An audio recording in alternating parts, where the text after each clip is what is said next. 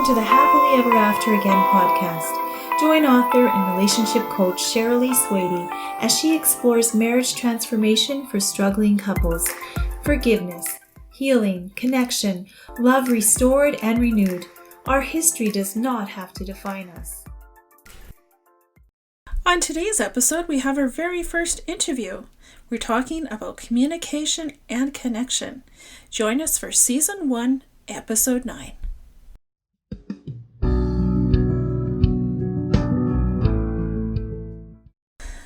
Hi, and welcome to the Happily Ever After Again podcast. I'm your host, Sherilee Swady. Today, I'm super excited to share with you my first interview.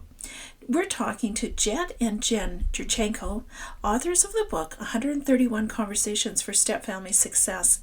Jed is also the author of 22 other books on marriage and family. So they have a lot to say on the topic, and they're very passionate about helping couples with their relationships. So I want to just dig right into this interview. So I really hope you enjoy. Here's the interview.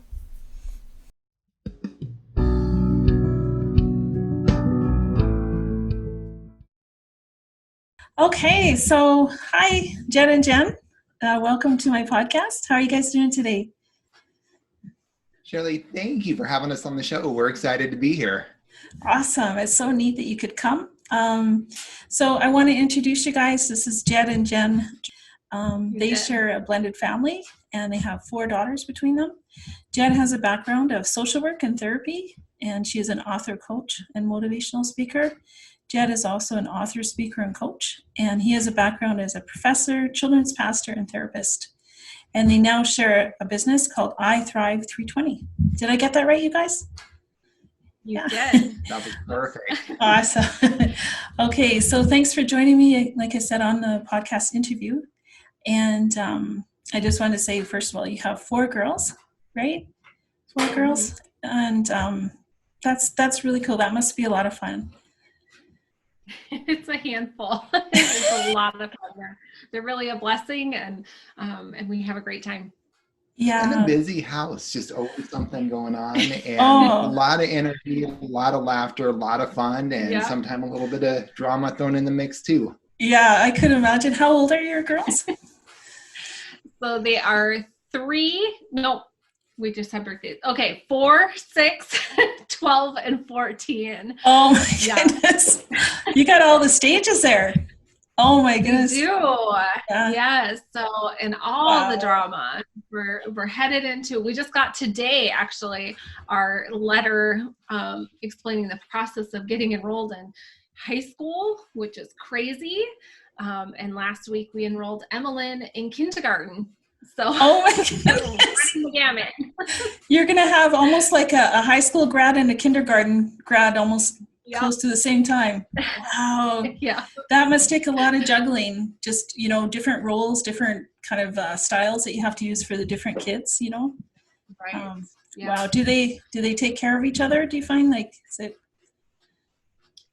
We're hoping so. We've got our fingers crossed right now because our 2 oldest are watching our 2 youngest. Yeah. And it wouldn't be entirely unheard of for a 4-year-old to, well, now she actually knocks, but it used to be she would just open the door, yell, "I love you, Daddy," slam it shut, and run away laughing.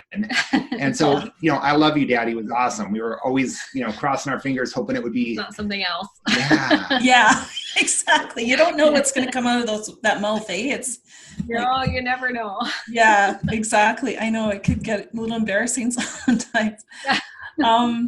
So, and I know I had talked to you a little before. You are a blended family, and a lot of my listeners are blended family as well, because my podcast is for people that have been through some kind of trauma or loss, and then they're dealing with their marriage after. So if I could just kind of dive in deep with you guys, like the first part of your blended family, the first part of your marriage, what were a couple of the issues that were sort of the hardest for you guys in that situation? Yeah, so transitioning in the blended family, I think probably different perspectives, because when you married me, you became Instamom. I mean, two bonus kids all of a sudden. So we probably have different perspectives on what the most challenging parts are. You want to go first? Sure. Yep, I could dive in. So I am bonus mom to Jed's oldest daughters. And they are 12 and 14 now, but at the time that we got married, they were 4 and 6. Yeah, and they met you even younger though, because when they first met you, they were 2 and they were just little, teeny tiny, just turned 2. So really, you are the just kind of stepmom that they've known and been that steady, consistent, positive, and encouraging voice in their life. Well, and we are blessed in that way. I knew the girls from the time that they were very young. So in some ways there was some ease in blending in that way. You know, those young children can be a little more accepting, though, you know, one of our favorite stories about, were we even engaged at the time? I don't remember. We were engaged or close to being engaged, and we were at a park, and his oldest daughter just burst into tears and said, please don't marry Jenny. Aww. And I thought, oh no, this tiny human hates me. You know, what are we going to do? And so Jed took her on a walk and came back, and they had a nice, serious conversation. And I was trying not to panic, and they came back, and he very sweetly told me, she doesn't want us to get married because she wants to marry Dad. She looked at me, she said, but you're going to marry me, aren't you? And I think she was about 3 years old at the time. And I thought, oh, that's so sweet. And so we had a conversation of, well, honey, one day you are going to meet a nice boy, and I will always be your dad, but you will find a husband one day. But we worked through issues like that, you know, and so there was some ease in blending just because I had been a part of their lives from such a really early age. You know, the kind of bumps that we ran into was shortly after we were married. We were standing in line at an airport in Brooklyn, looked at me, and she said, and, you know, my mommy is my mommy. I said, yep, your mommy is your mommy. And she goes, she's my real mommy. I said, yep, she's your real mommy. And she goes, and she looks at me and she goes, so you're my fake mom. So we worked through some of those kind of blending issues. But, you know, there was a lot of ease. I think for me, some of the biggest challenges in the first year was, you know, defining that role. What does bonus mom mean?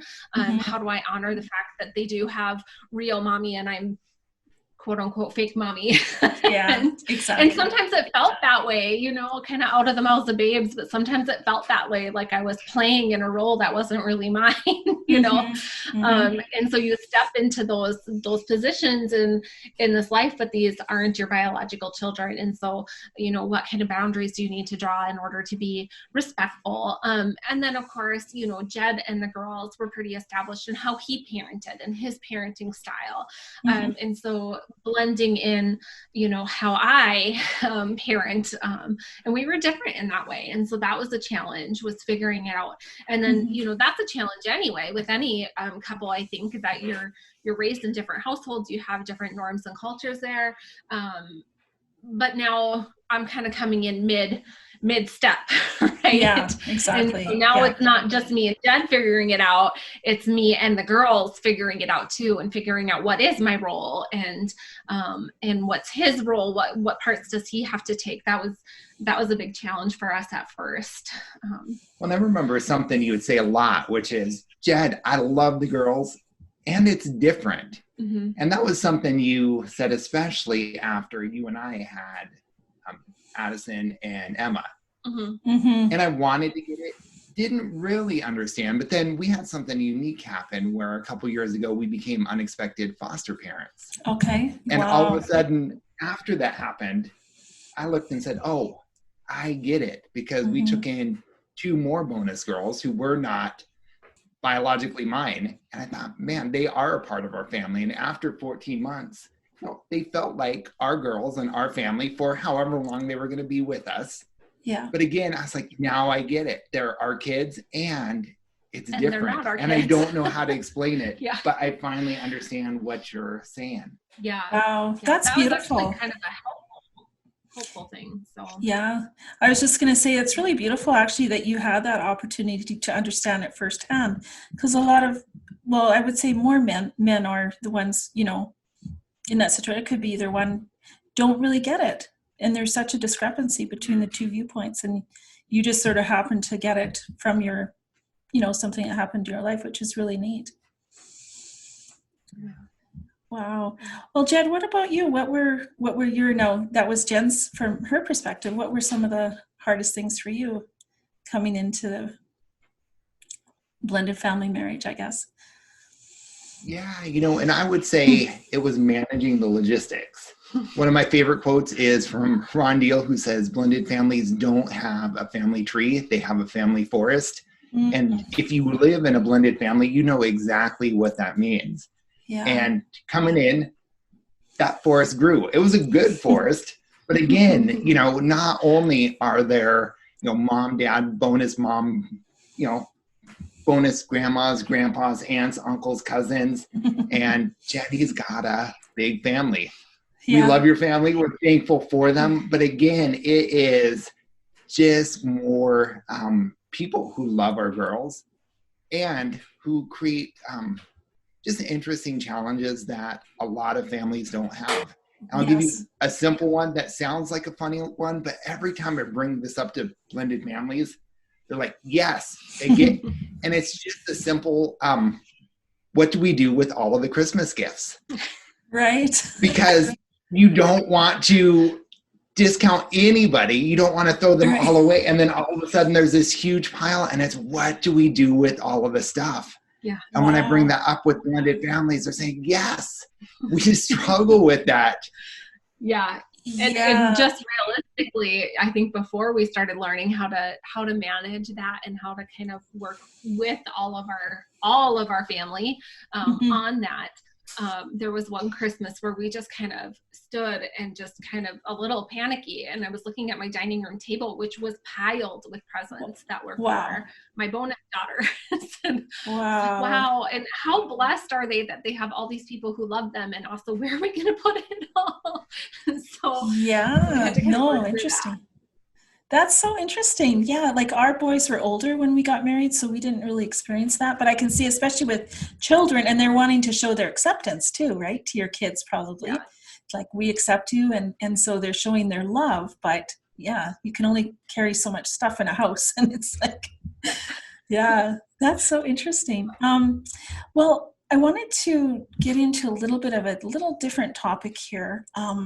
Now, Jed, I first kind of met you so-called in an author group. Like, you had written the book on step family, 131 Conversations for Step Family Success. I know, Jen, that you co-authored that as well.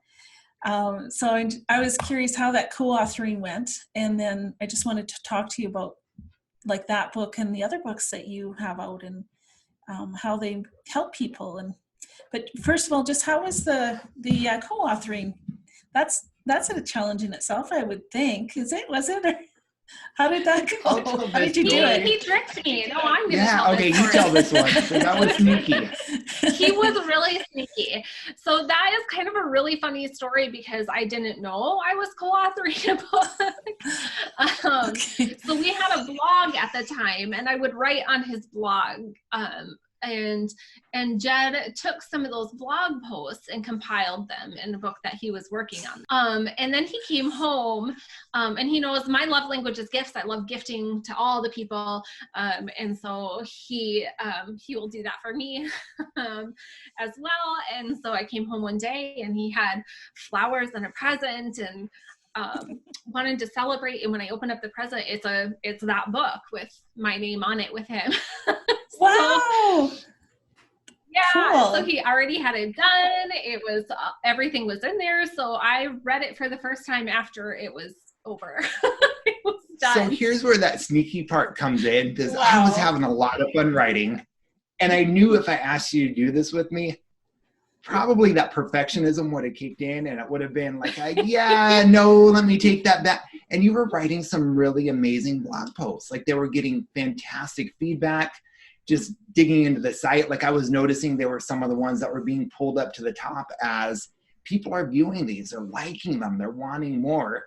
I was like, wait, I don't need to ask you to write this with me. Like, everything we need is here, because I see what people are wanting and liking. And a lot of them people were going to your posts over mine. And I'm like, one, we've got to co-author this, because it's going to be fun.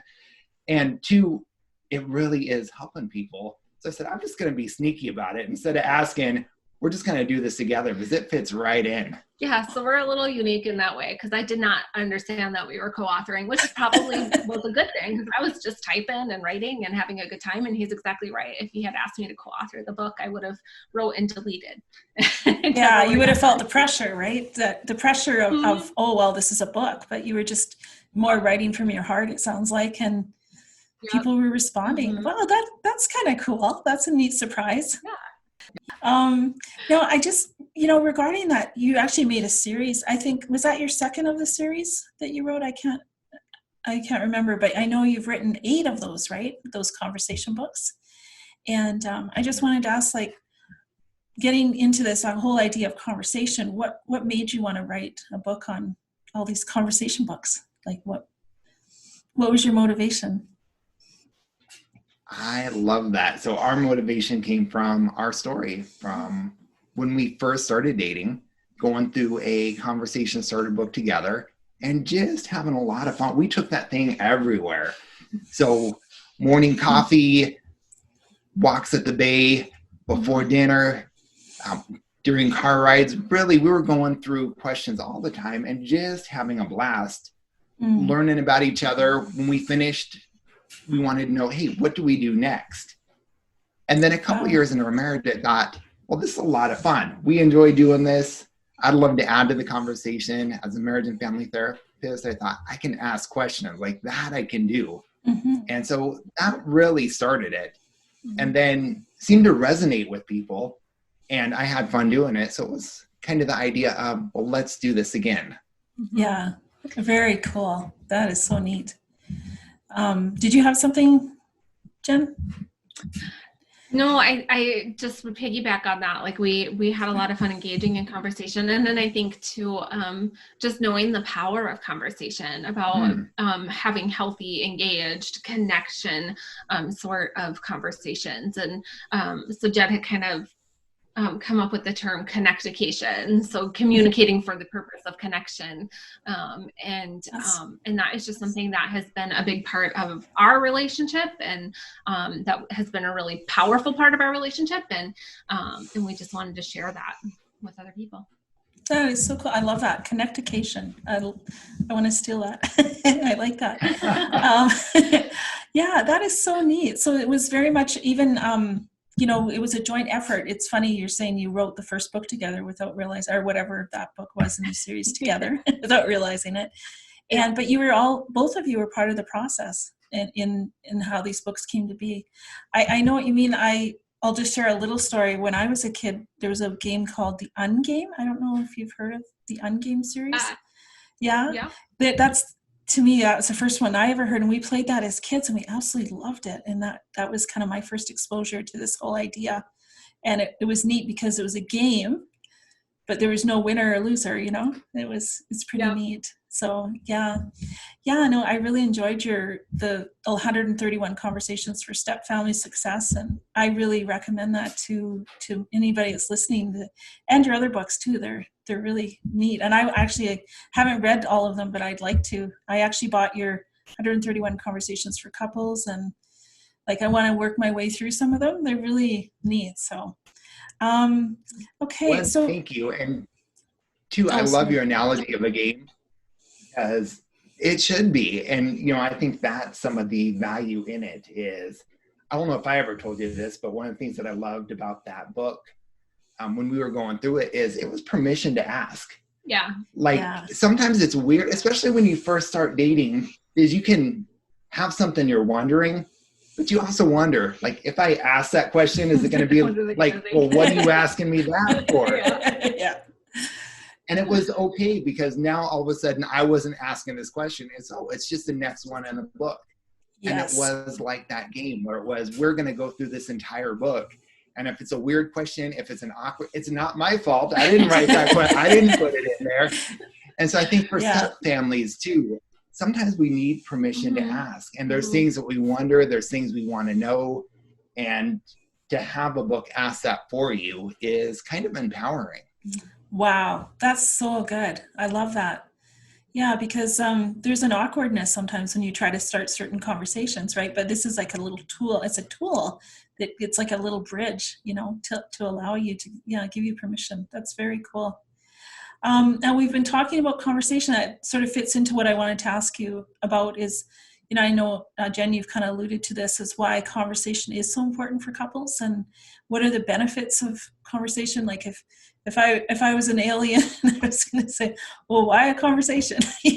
Just break it down to the simple level. Why is it important that we have conversations?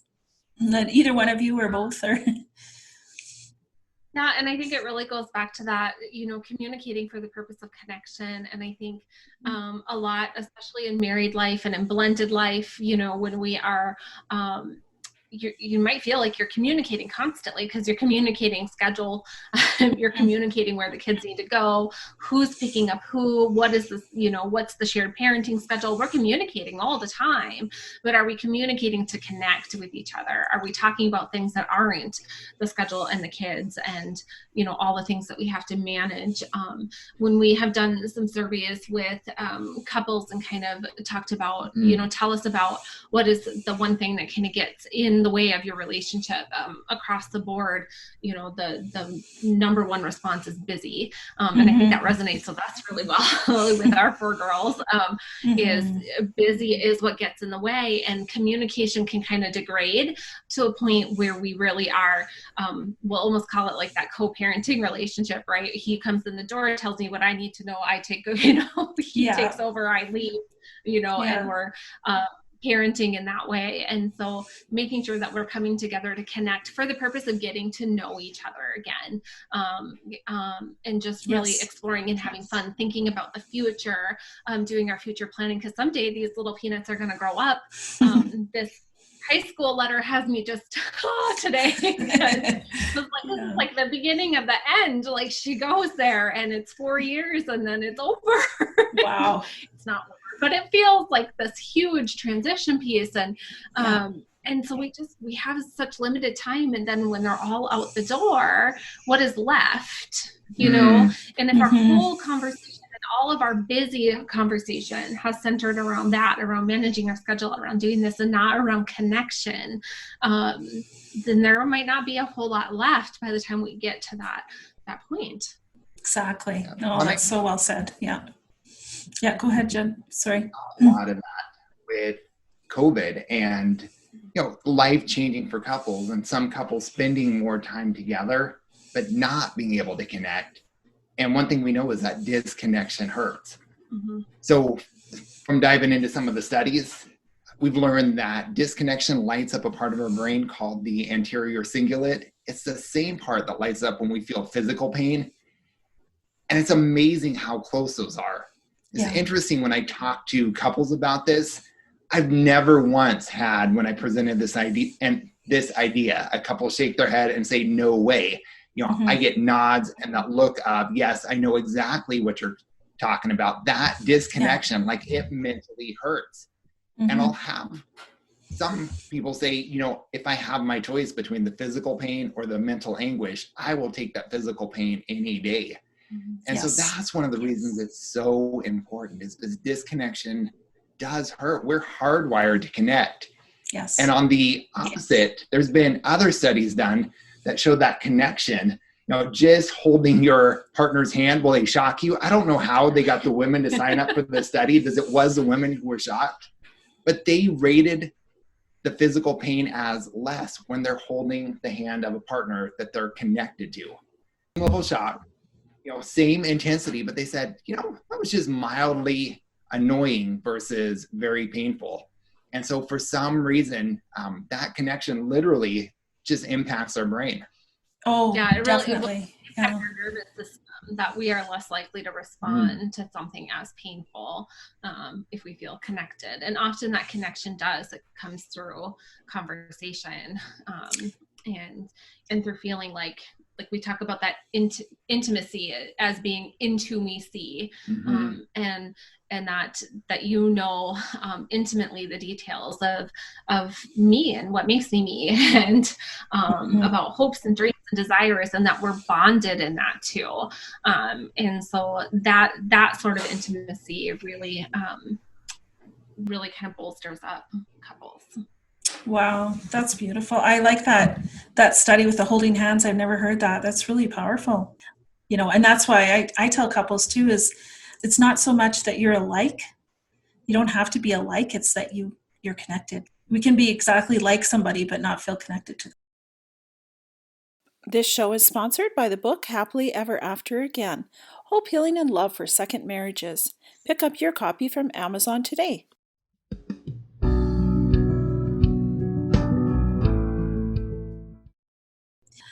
Just overall, what encouragement could you give to couples who've been through some kind of loss in their past? Like, that's what my podcast is focused on, is, they've been through a divorce or bereavement or even, infidelity or loss of a child. And how can conversation help in that area, when people are actually hurting? And I know we both came into blended families, like, you guys and my husband and myself. And I know we maybe have alluded to this already, but how can conversation help in that way for those kind of couples that might still be hurting?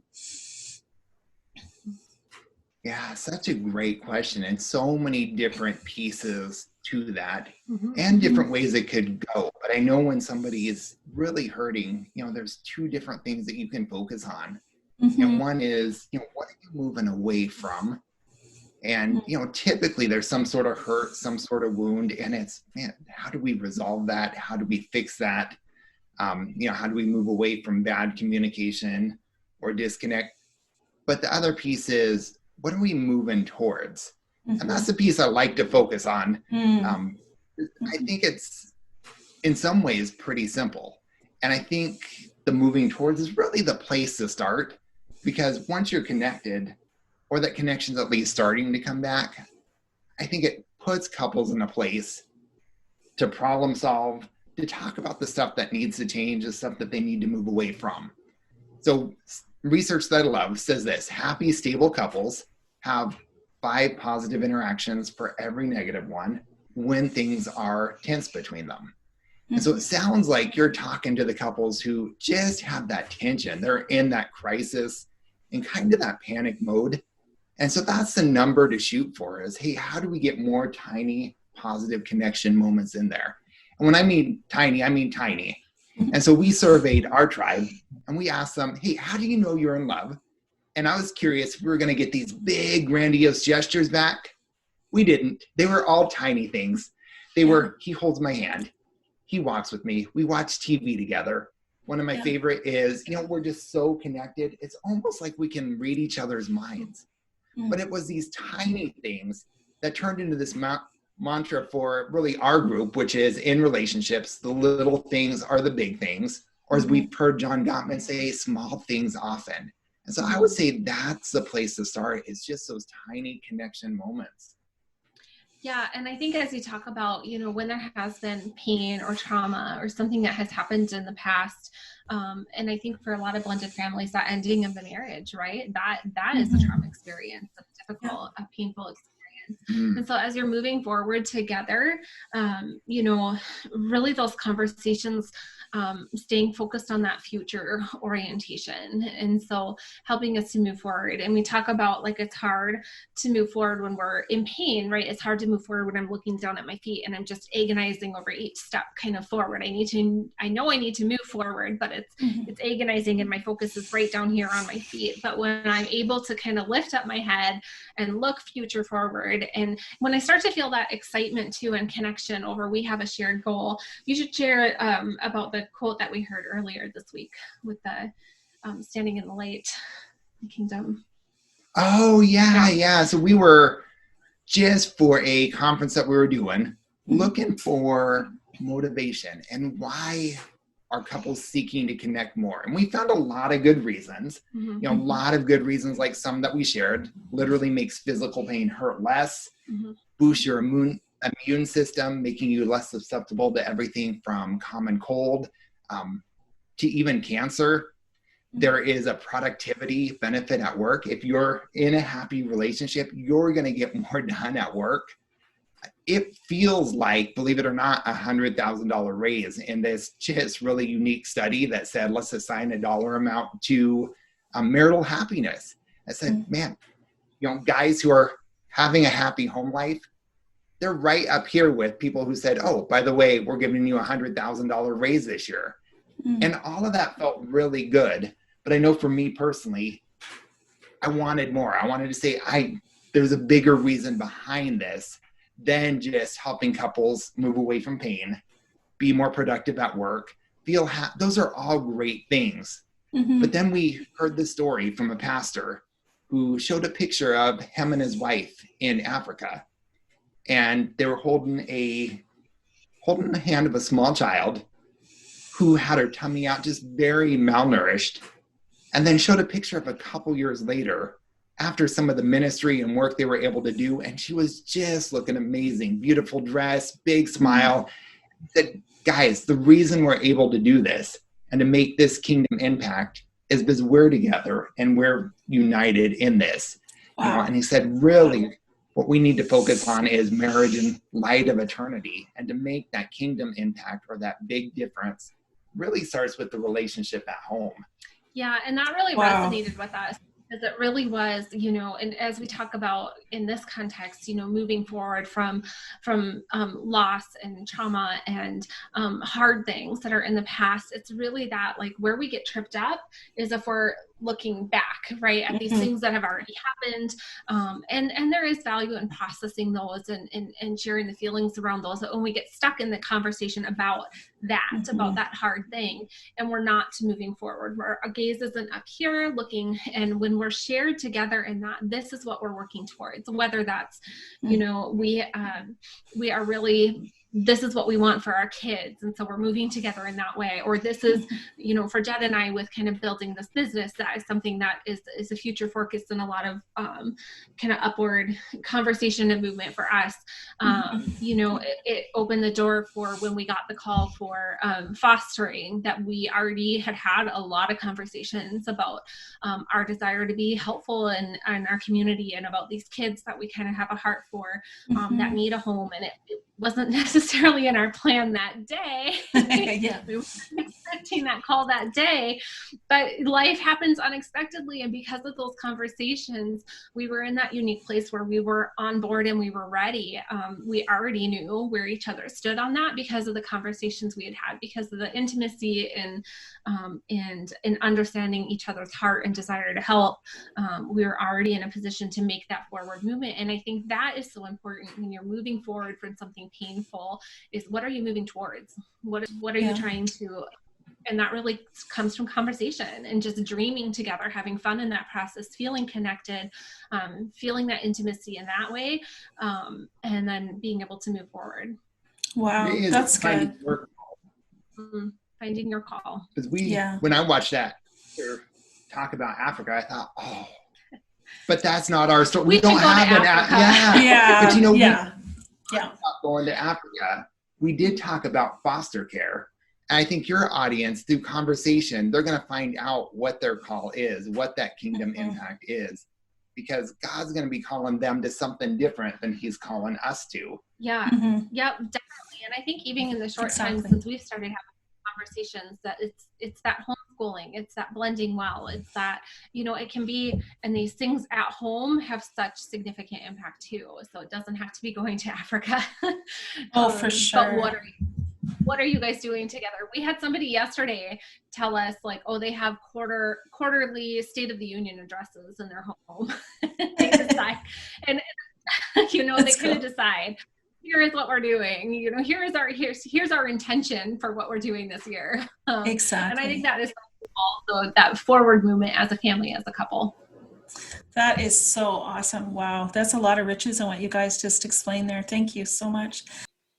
In the last section of the interview, I always ask my guest some rapid fire questions to help get to know them better. Enjoy. So first of all, how did you guys meet? Online. Okay. What first attracted you? Saw Jenny. Go ahead. Saw Jenny for the first time, and my thought was, thank you, eHarmony. Oh, eHarmony. Awesome. What first attracted you to each other? I think the conversations, honestly, that we first had, our first date was hard to end because we were having so much fun just kind of talking and connecting. All right, so I'm just going to be honest. First time I saw you was on my first date and stood up, and there you were looking lost. And I thought, I hope that's my date. And thank you, eHarmony. So, and then the conversation and everything that followed. I remember you being super, super kind. But if you were to say first. That was the first. Yeah, you got to be honest. What surprised you about being married to each other? If anything. Just how much fun marriage can be. You know, it has been the adventure and the roller coaster and the crazy ride. Never thought I was going to be moving from San Diego to snowy Minnesota. And it's been fun. It's just been a really good adventure. Yeah, I would just echo that. Okay. We're often attracted to our opposites. What's one way that you're opposite from each other and one way that you're the same? So whoever wants to go first. Well, the easiest one is opposite. And so our biggest way that we're opposite is that Jed is a morning person. He wakes up at 4 a.m. That's when he gets most of his writing done.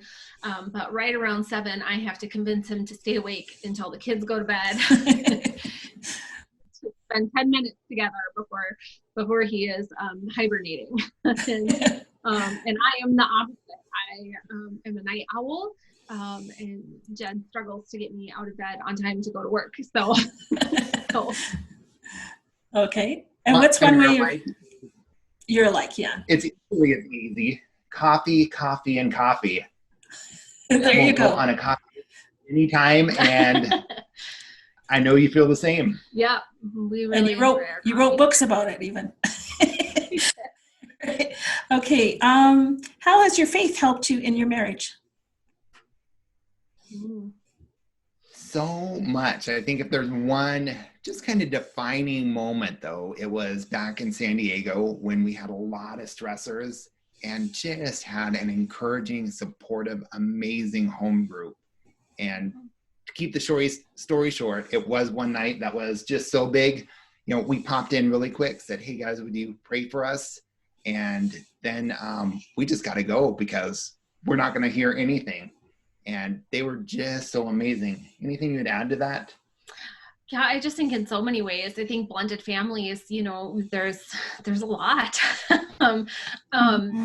especially if you are in a blended family that doesn't blend well with the other family. And so when some of those challenges come up, it's difficult. So, you know, our faith and God has really put the right people in our path at the right time to help support us and our kids when we needed it.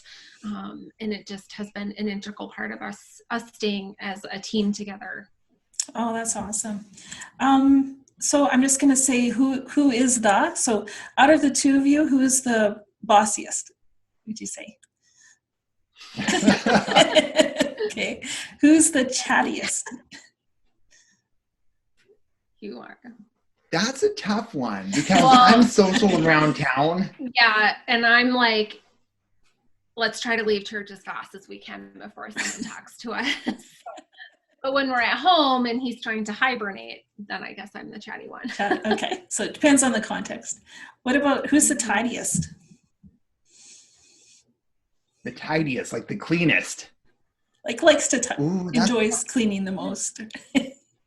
I'm going to say you're probably the neatest and the cleanest. Like you've taught me a lot about, especially when it comes to the kiddos, like how to not take our girls to church in their pajamas and,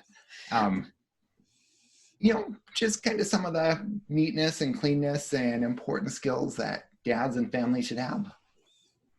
Yeah, and that's probably me. I can also make the biggest tornado though, because in the process of cleaning, sometimes the whole house blows up. Right. Pull everything out, right? And who would you say is the most cautious? He is. Am I? Yes, every time I say we should do this, let's wait and think about that. And I like to dive in kind of head first and I'll figure it out later. That is, you have figured me out though, huh? You finally caught on to the fact that if we're buying furniture or anything, I've got to say no and walk around the store at least once and then we can come back and get it. Yeah. Right. You need the time to process it. And you like to, Jen, you like to just dive in and do it. That's interesting. Okay. Yeah, that's so awesome. Well, I know we're going to be almost out of time here, so I'm just going to wrap it up so we don't get cut off. That's happened. But I wanted to thank you so much for sharing like your wisdom and experience, and there's really some neat stuff that came out of our conversation. I think people will benefit from it. I really enjoyed hearing your wisdom. Yeah, and it just, I know people, again, I'll just say people can reach you at ithrive320.com. Is that correct? Any other things that you want to say or that you want to add to it, or? Oh, just thank you so much for taking the time to talk with us, and for having us as a guest. We really appreciate it. Thank you for having us on the show. It's an honor. Yeah. Okay. Well, that wraps it up for now. I'll have some links, like I said, I'll put in after.